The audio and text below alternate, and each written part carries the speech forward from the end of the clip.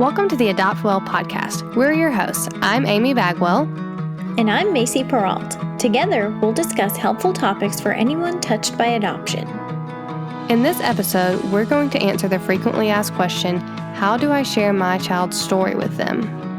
So as adoptive parents, Amy and I know the weight of sharing our kids' story with them, and there's no handbook for it, so it's so hard. We understand that every story is so different, every child is so different.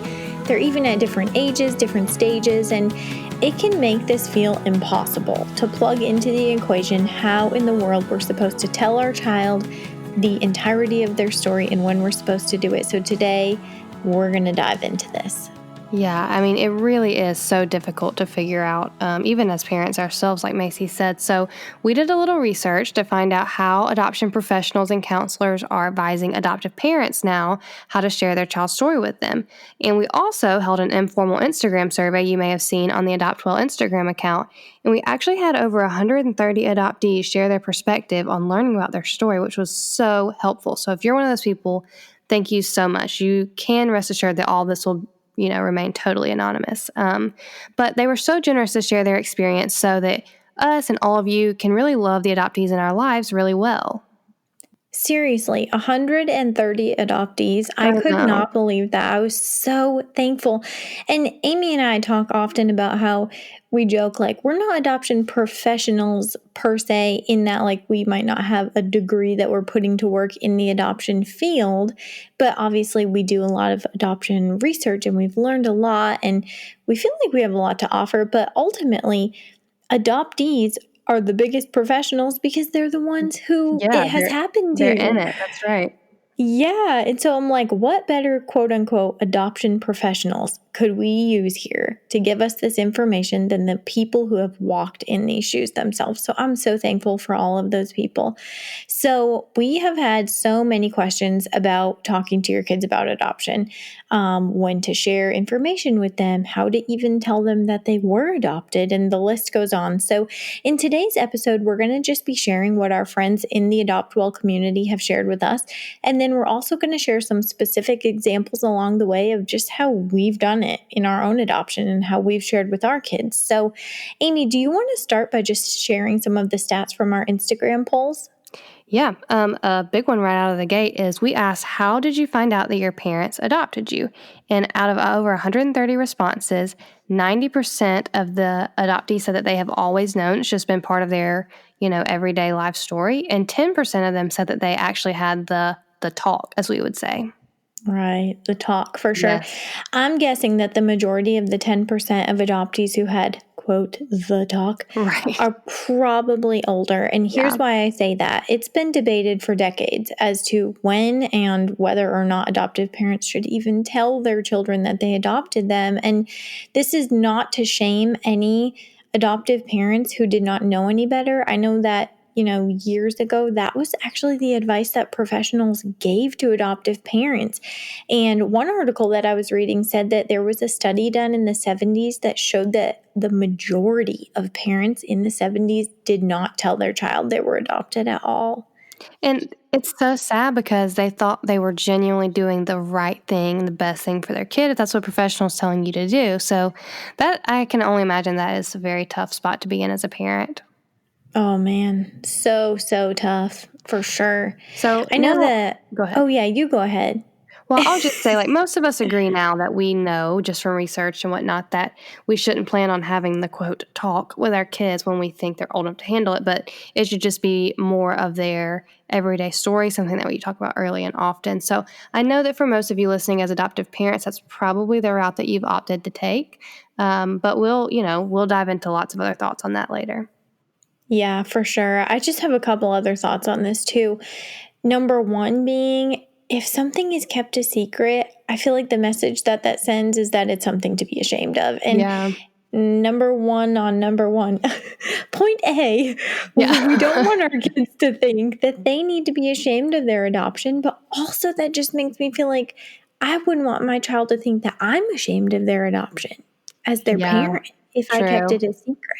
True. And then number two, you might be able to hide it from your child, but in almost every scenario, somebody else knows that they were adopted. And between people slipping up and saying something, or birth parents eventually trying to reunite with the adoptee, or honestly, even DNA tests now, the truth always comes to light. And so, keeping such a massive part of your child's identity from them can do a lot of harm to the relationship and just really break trust. So, I think those are some of the biggest reasons why it's definitely not advised to keep it a secret. Right. And then the obvious, like, because it's their story, it's just their right to Yeah. know, it's a part of who they are. Yeah. But yeah, Okay, you ready for another stat? ready. Okay, so another question we asked is how frequently did you and your parents talk about your adoption story? And 65% of them said they talked about it often, but 35% said that they barely ever talked about it or never talked about it. So we asked a follow up question and said, if you chose barely ever or never, do you wish that your parents talked about it more? And actually, 74% of them said yes, which means there's Mm, still 26% who said no, of people who yeah. are totally fine with really rarely ever talking about it. So that's something to keep in mind. Yeah, for sure. That is the 26% of 35%. Right. So it's a So, small yeah, portion. But for sure. But nonetheless, still, that I feel like just we say this all the time, but to keep in mind, like every child, every person really is different. So while all this is super helpful, hopefully, because it is from people who are in similar shoes to our kids are individuals. So we really have to, get to know them, what's best for them, and even ask them what's best for them, where they want to be at on this spectrum. Yeah, it's so, so true. So, here are a few ways that you can facilitate having conversation with your child. So, number one, you can just mix adoption into normal everyday conversation. Amy, Yeah. your daughter is a little older than my son, so you do this more than I do. So, do you want to give just a couple ideas of how you have done this with Lee? Yeah, and she's almost 4, just to give you some context. And we've been doing this for she was adopted when she was 17 months old. So we've really been doing it since she joined our family. But I would say the past year, things have started clicking a little bit more in her little brain that you can kind of see her wheels turning. But just a few examples, like conversation handles, I guess, that we've used in the past are maybe a specific item that she had with her before she joined our family. I could say, "Oh, did you know that you had this blanket when you lived with da da da da da or whatever?" And use that as to talk about, her birth family or her story to a degree. Even when we have pregnant friends, which has been a common thing lately, talking about like babies and bellies and whose belly were you in? That's right. And why does your skin look like this? And, and having those conversations around pregnancy as a whole. Another big thing is even geographical location. If there's a city that there's a city that we've been to with her not too long ago. It's like that had some significance for her. So we just talked about that, and whether she really gets it or not, I don't know. But if we keep doing these things little by little over time, I think that they are seeping into her probably more than we realize. Yeah, it's so true. That's a great way. Just normalize it. Right. Just like we would with anything else. It's so true. I've heard a lot of people say too, like just finding things to compliment about your child. Oh, you have such beautiful hair. Did you know it looks like your birth mom's hair? Yeah. Right. Little things Right. like that. Another thing is you can let your child ask questions. So just allow them to talk and share their feelings when you're talking about adoption. And, you don't have to project your feelings onto them. And we mean by that is like if you're really upset about something, but it's just a factual thing that you are telling your child, maybe don't show them that like you're harboring bitterness toward their birth family for Right. something or whatever. We want to be able to give them all of the information and then let them process it as the information that it is. Um, it's hard because as a parent, our kids are going to mimic our emotions. And if we portray fear, they're going to follow. Bravery, it's kind of the same. So allowing them to attach their own emotions is big. But I also think one thing that the adoptees shared that I thought was awesome was do be empathetic though when you are answering your child's questions or telling them about their story about hard parts because it shows that you care and you Yeah. understand that there are some really hard things. Yeah. I think that's huge. Two things. One, allowing them to attach their own emotion. I know I heard a story recently it was actually on another podcast I was listening to, about a little boy who found out that he was conceived, unfortunately, due to rape.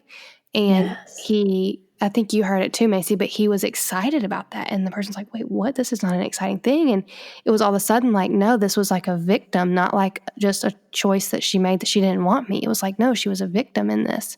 And Right. that really shook me, honestly, because that's not the emotion that I would have attached to the story, but allowing Mm. him to attach how he felt about it without, portraying your own emotion, I felt was something I definitely learned a lot from that story. Yeah, I did too. And gosh, it's just another prime example of every single person is going to process differently, So and you different. just don't know. Right. Yeah, that's And so allowing true. room for them to see how they're gonna process it, and kind of follow suit with that, I think is really important. So and something as a parent, a lot of times we should and we do like to set the tone for things, but just because we're the tone setters doesn't mean that we have to, box our kids into that same vibe. So anyway, well, that was really helpful. So true. That is so, so true. I think Um, we both do oh, this well, but I was gonna say another thing is just like having books in your home about adoption, that yeah. like children's books that again, it's just like easy handles to grab onto, conversation topics. Even if it is a 2-second conversation, it's still part of the narrative of day to day life. You could even make your child a life book. I've seen a lot of people do Yeah, that where, you know, it would vary widely depending on the story, but hey, here's the day you were born. You were born in this place. If you have pictures of them with their birth parents, you could put it in there. This is when you came home, whatever. And that can kind of help to piece the pieces together. yeah, that's great. Yeah. Another thing, as far as talking about adoption, is just always be honest. We never want to keep secrets. And we will go into here in a few minutes. We do want to tell kids things at age appropriate level, but you never want to keep secrets, but we also never want to make things up. So Yeah, don't glamorize things. Don't add details that aren't true, which I know can be hard, but yeah. we just don't want to do that. Even something that I know that I've thought about is not making things up even when it feels like the right thing to do. For example, she loved you so much that she made this decision for you. It was such a selfless decision when really you don't really know maybe the motive of why their birth parent chose adoption for them. And adding our own narrative to why their parents may have made that choice is really tough because you want to fill in some of those gaps.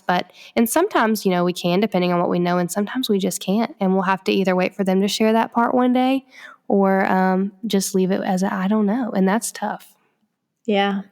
I think ultimately our kids will really be thankful if we just leave it as I don't know, I wish we did know. Yeah. I hope we find that out someday. Right. Yeah. I would want to know too if I were you. It's so Empathy. hard. Yes, for sure. All right, next question. Okay. So we asked, do you wish your adoptive parents shared your story with you less? And out of 100 people, 90% of them said no. So that's pretty Mm, overwhelming. yeah, for real.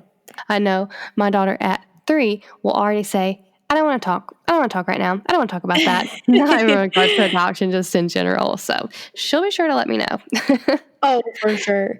These are the types of questions where I'm like, okay, number one, I never ever want to project my thoughts or assumptions onto someone, but I'm like, I want to find out more. So, like, are Right. these people who said that they wish their parents talked about it less? Are these the people whose parents were like telling the person in the grocery store next to them, this is my child, they were adopted? Da, da, da, da, da, da. That's true. Yeah. I wish I could go back to all those people and be like, so tell me why you wish your parents, Right. That's and it could yeah. genuinely just be those adoptees who are just like, because I just felt secure in my family and it's a part of my story. I didn't feel like we needed to harp on it. I have no idea. No. But these are the things that I Yeah. wonder about at night. But our kids can tell us. See, exactly. Okay, so some studies have shown, which is super interesting, that adoptees should know the entirety of their story by age 12. And do you want to talk about that for a second of, a little bit behind that study? I know one thing that we heard was essentially that it's great for them to hear the entirety of their story before they hit puberty. Yeah, I've heard that too.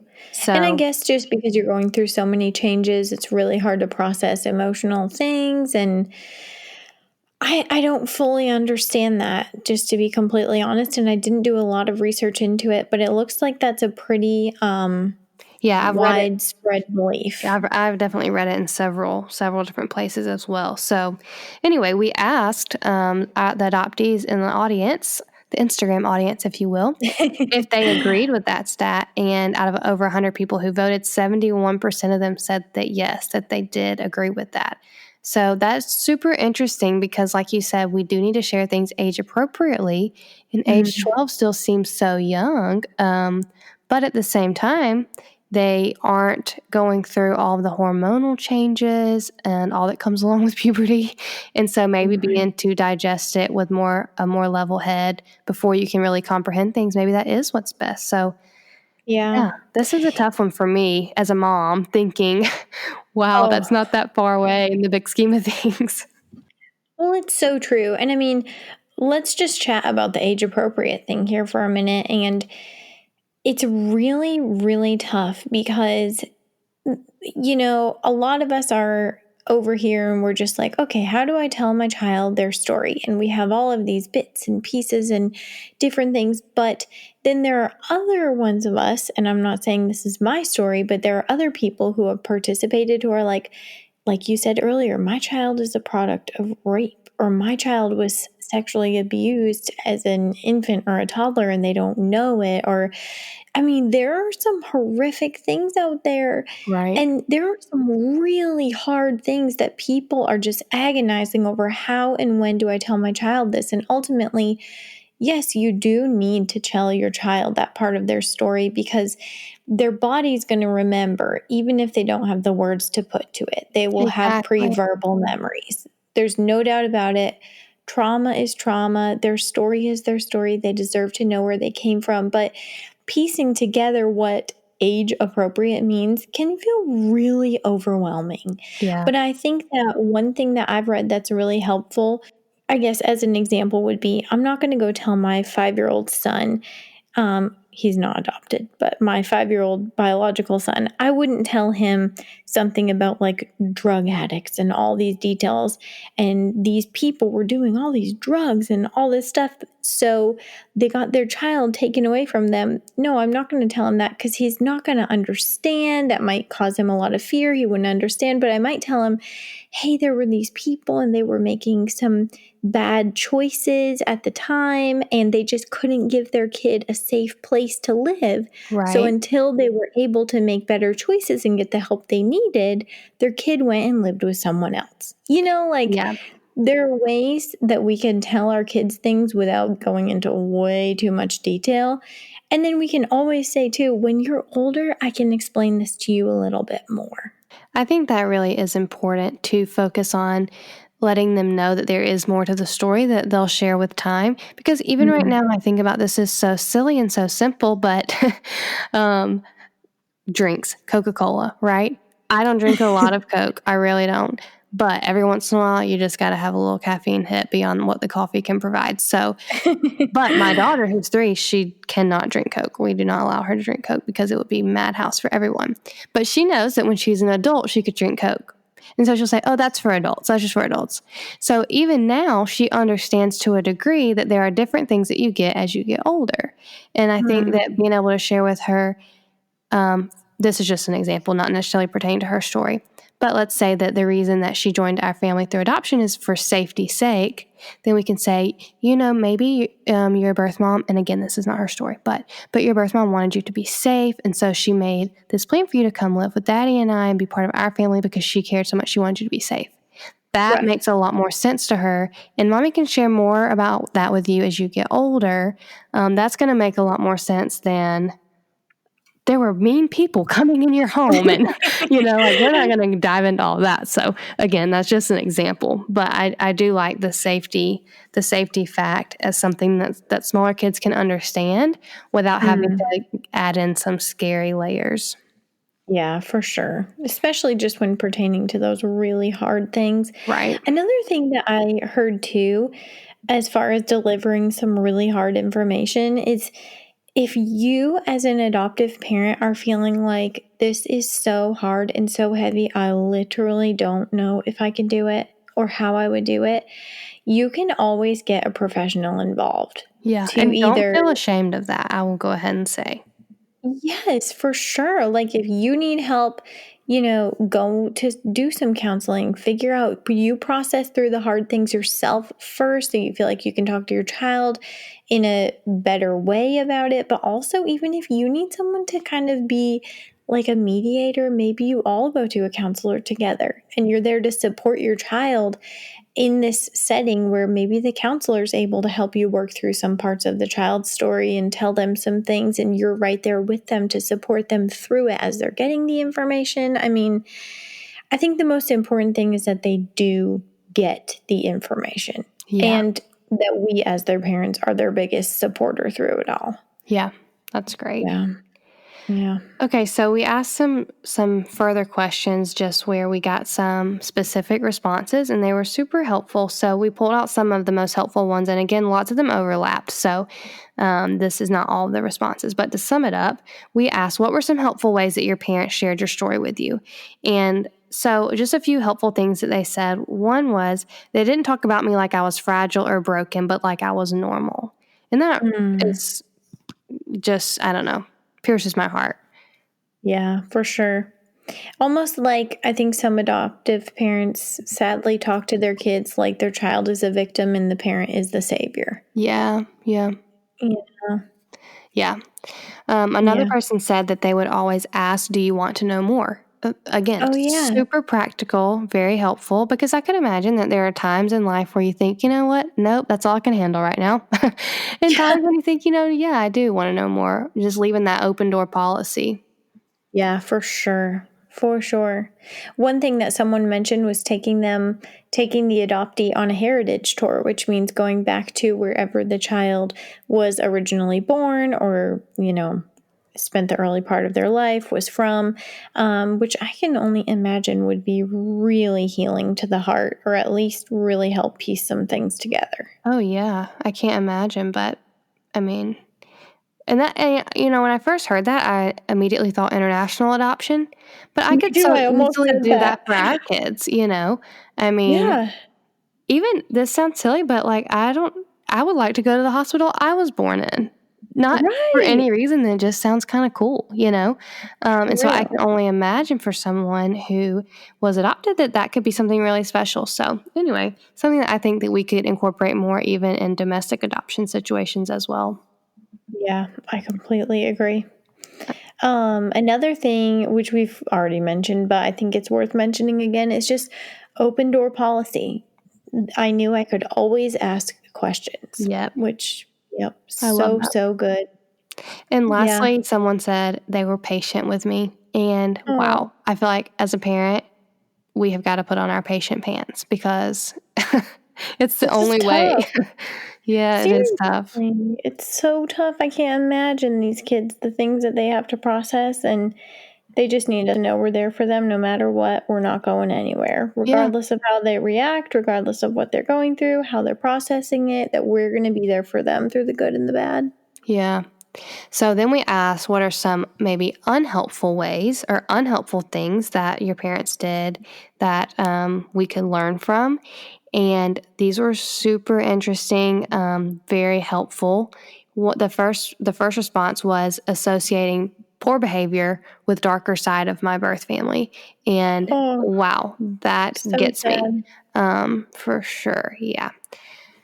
Another Yeah, one that that I feel like we hear a lot, and I think it's well intended, but it's the whole narrative of like we were meant to be together, mm, like you were made for our family, and that sounds nice and inclusive on the surface, but you're really saying is you weren't meant to be with them.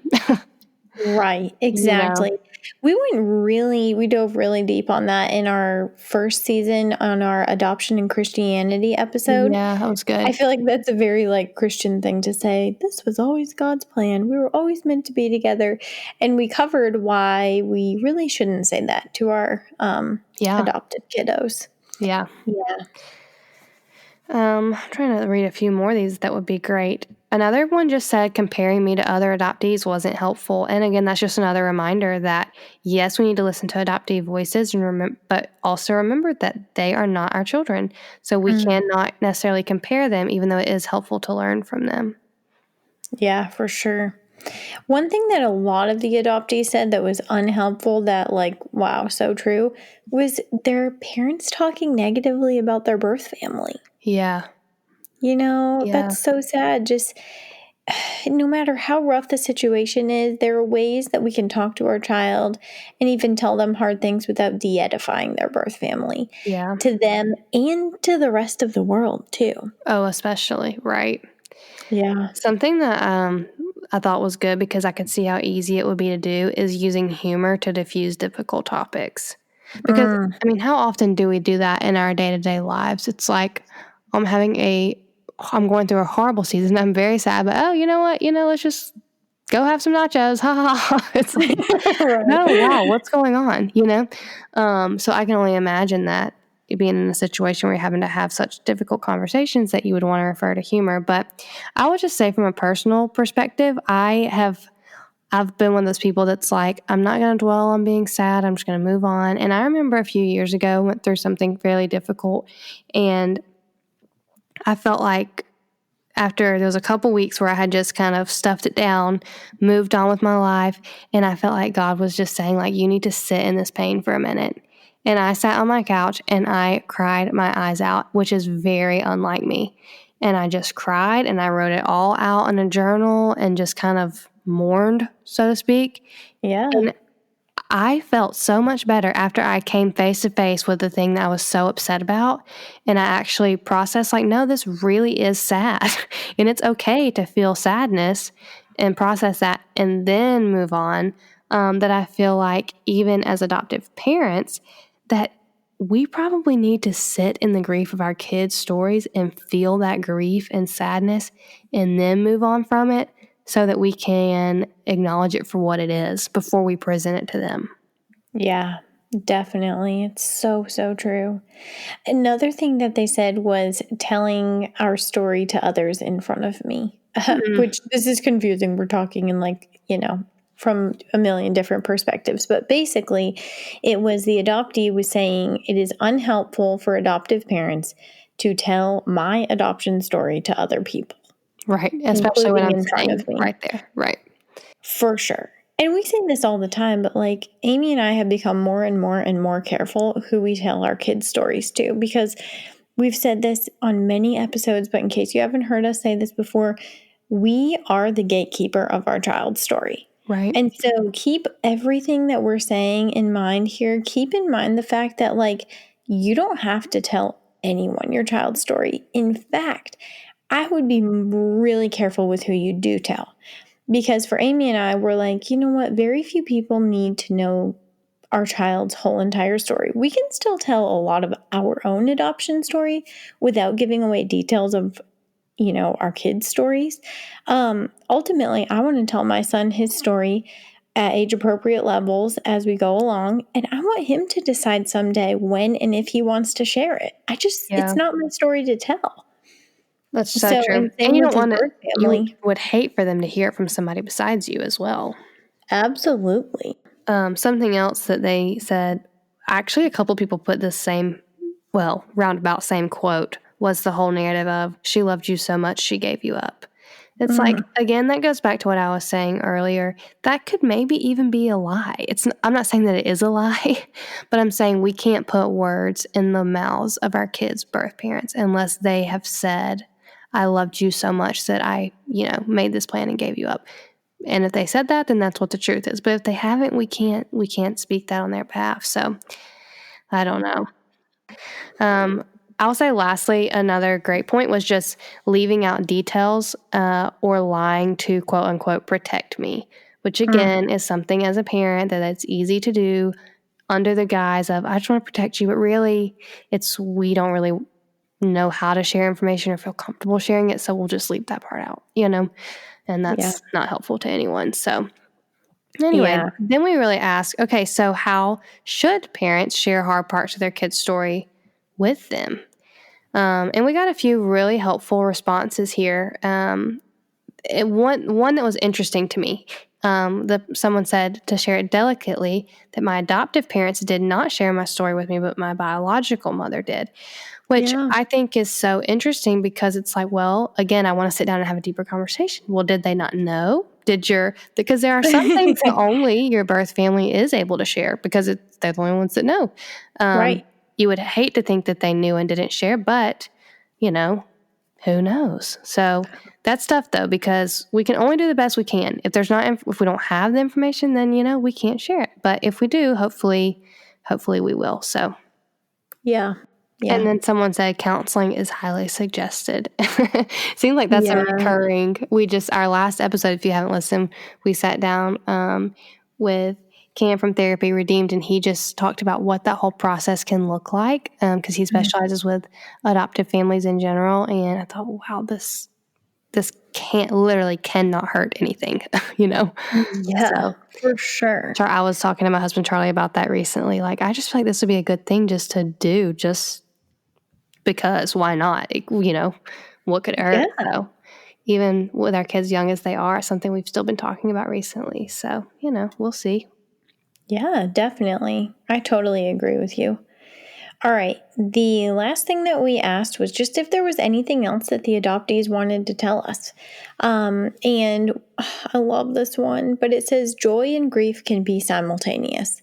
And that's so true. And I think that kind of comes back to the adoptees a lot of times say, just because we want to find our birth family doesn't mean that we don't love you. Or just because Yeah. we want to find out where we came from doesn't mean that we're not fulfilled with the life we had. It's not a Mm, one or the other, it's a both and. That's what adoption is. yeah. And so I think with the joy and grief, this is just a prime picture of that. Yeah. Another one said to be kind because this is something that is hard to understand if you aren't there. You're not the adoptee. It's hard to understand. So that's a good reminder, something we know, but again, good to be reminded of. Someone else said that everyone wants to know where they come from. So if you don't know where your children come from, then help them find out and be their, advocate side by side and let them at least, and now I'm adding my own part to it. But I think the idea behind it is, if you don't know, at least let them know that you're trying to help them figure it out. Even if you can't figure it out, it's still that you're in the boat with them trying. Yeah. I was at an adult adoptee panel recently, and there were 6 adult adoptees there, and someone in the crowd asked what they all thought about parents doing DNA tests on their children. Mm, And I was on the edge of my seat. And I believe every single adoptee said they didn't feel right about it until the child was at the age to ask for it. wow. Number one, I guess there's a lot of, you know, interesting stuff to take into consideration when you're putting your DNA out there into the world. Yeah. Number two, you don't know about other biological family members that don't even know. I mean, there's a lot So of messy much. stuff. But ultimately, a lot of them just felt like let the child take the lead as far as if you're doing search type stuff for searching for birth family and heritage and stuff like that. Yeah, that's And helpful. again, this is all opinion based, but I did think it was very interesting that basically all of them were like, I think I wouldn't do that on your 1-year-old. I think I'd probably wait. Hmm, But that's good. just Yeah, interesting. that's helpful. Yeah. Okay, Let's see here. a few Dun, more. da, for sure. Oh, this was super helpful and, common sense to a degree, but a good reminder is to use pictures and videos that they're very helpful to help kids visualize where they came from. So even maybe if you haven't been somewhere, could you look up online pictures of this place where they were born and use those as, again, handles to have those conversations to give them some visuals of, roundabout, I guess, where they came from. I thought that was really helpful. Yeah, definitely. That could go in with the life book thing too. Yeah, yeah. Just one last one right here was treat us like normal kids, not like victims. Our past doesn't define our future. That's great.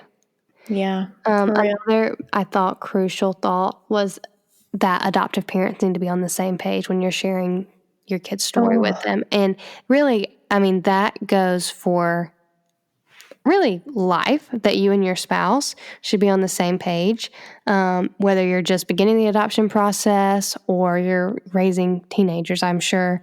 But just being on the same page, because I can only imagine how hurtful it would be if the mom's sharing this, but the dad's sharing that. It just, that is a recipe for disaster. So just a friendly reminder to sync up with your spouse.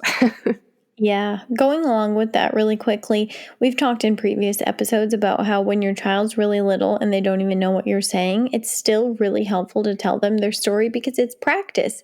And so, Yeah. one thing that I have done and my husband has done with our son, he's only 2, but when we're rocking him at night, sometimes I'll just practice telling him his story. And it's great because sometimes I'm like, dang it, I will never say that like that again, and Yeah. he'll never know. But it was interesting. I was talking to my husband the other day and he was telling me, like, yeah, tonight when I was rocking him, I was telling him XYZ about this part of his story. And he was just cute, how he was just looking at me, whatever. And then I was like, I've never told him that part because I don't know how and when we should tell him that. And he was like, oh, yeah, that's so true.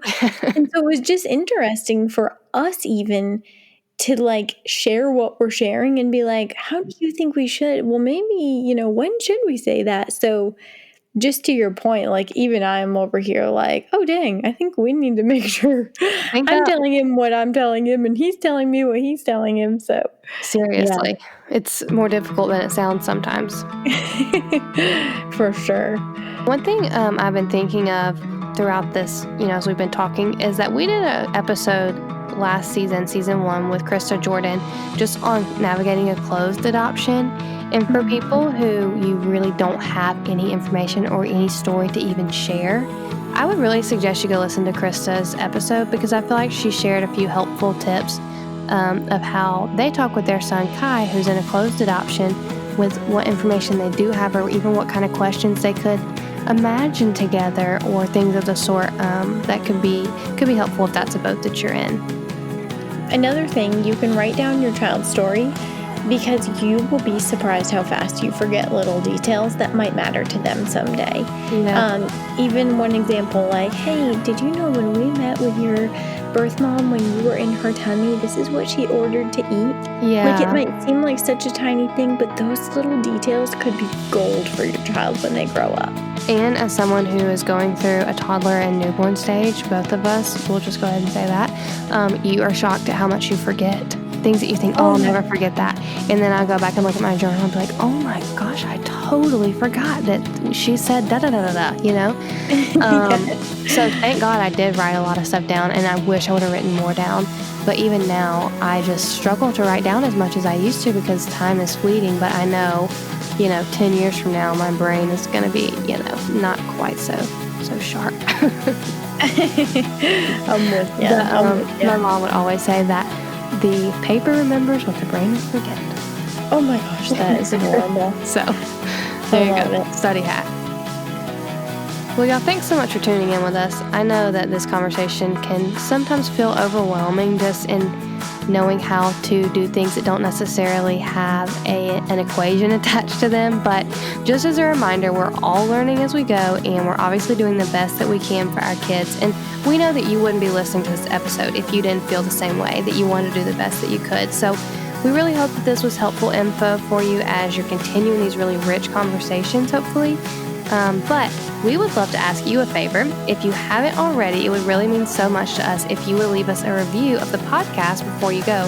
And be sure to connect with us on Instagram at AdoptWell if you haven't already.